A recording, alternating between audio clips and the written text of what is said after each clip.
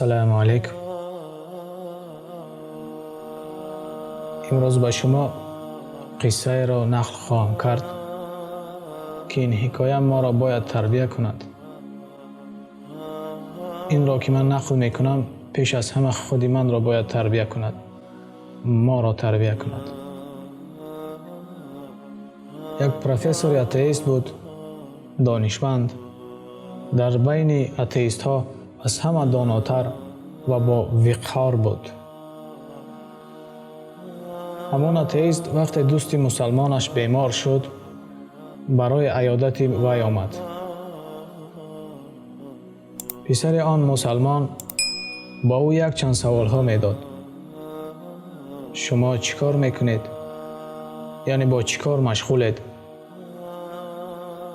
او میگوید موجود نبودن خدا را، حیاتی با ذوق و شوق به راحت زندگی کردن را، یعنی یک مرتبه به حیات می آید، آن را ثمرناک استفاده بردن را، هیچ چیز را فکر نکرده زندگی کردن را به مردم دعوا کرده و به این دعوت می کنم، یعنی موجود نبودن خدا را دعوت می کنم.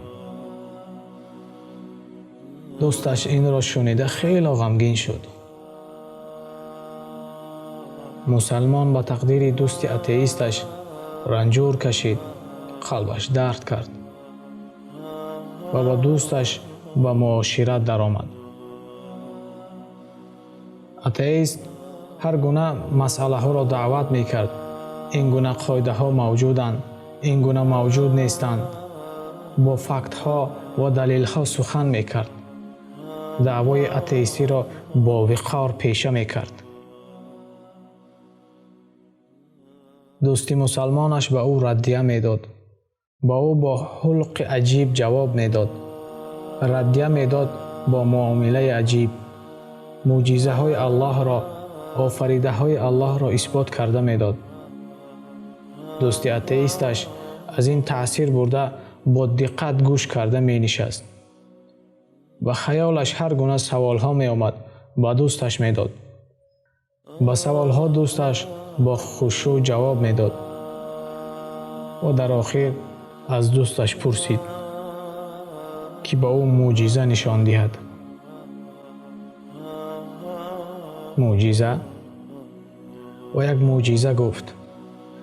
همه چیز دنیا را جمع کرده آتش گیرانی، همه چیز و چاره اش را در یک جا جمع کرده آتش سردهی، حتی به یک درجه آتش آفتاب برابر شدن نمی تواند.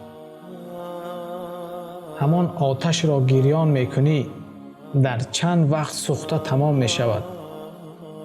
اما به آفتاب نظر کن، چقدر میلیون سالها باز گریان است، هیچ خاموش نمی شود. که این را آتش گیراند. آن ترکش بزرگی که شما اتئیستان دعوا میکنید چیز شد و ترکید و دنیا تشکل یافت. بگو کی آن را ترک کنید؟ چیزی را من از زمین بردارم و آن را به زمین پرتایم، پس آن را کی پرتافته است؟ من پرتافتم. برایت یک شپاتی زنم، از هوا کسی نزد است کو؟ من تو را زدم، کسی دیگر نه. یعنی چیزی امروز صادر شود خود به خود نمی شود، کسی این کار را کرده ایستاده است. در کیهان اینقدر معجزات هست، اگر این را نفهمید دغلم باشد که چگونه بی‌فراستی است. این سخنها را اتئیست می شنید، در فکر می افتاد و انگشتش را برداشته فریاد کرده چنین گفت: اشهد ان لا اله الا الله و اشهد ان محمد رسول الله. من مسلمان شدم، فردا می آیم نمازخوانی را به من یاد ده. خواب شده است، گفت دوستی مسلمانش.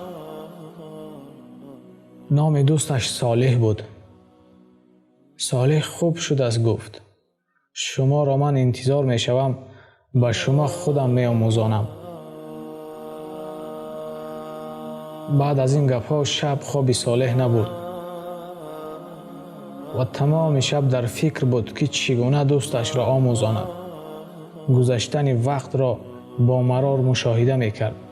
برای آمدنش مشتاق بود تا سحر دوستش را انتظاری میکشید.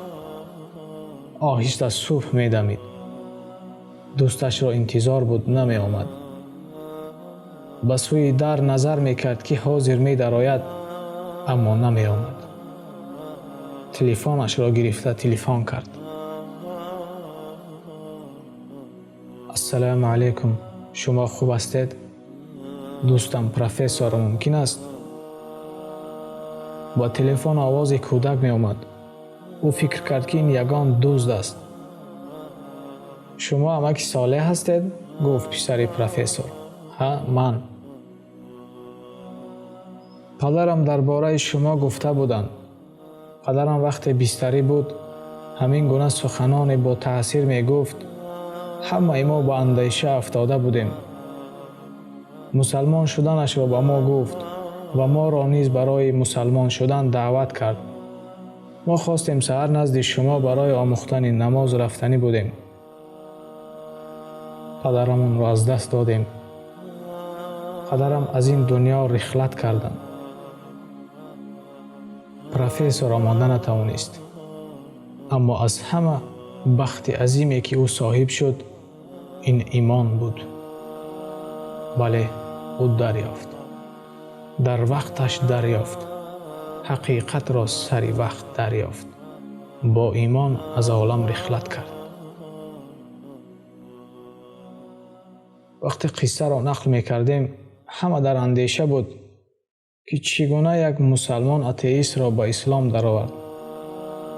اما برای من عجیب در این نیست، در آن است که چگونه حیات این مرد با ایمان خاتمه یافت.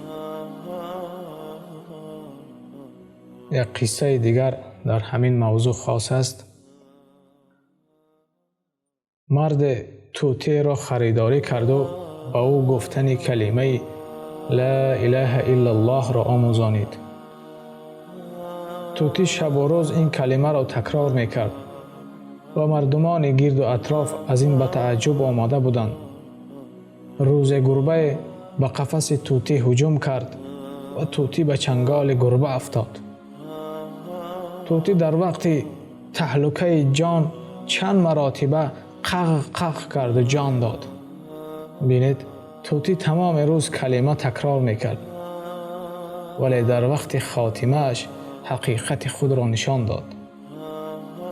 انسان ها نیز همین گونه برای خود توصیف کردن در بین مردم چنان به ایمان نمودار می شوند که از دیدنش در اندیشه می افتی که چگونه مردی به ایمان است، ولی خاتمهش نزدیک شود حقیقتش آشکار می گردد.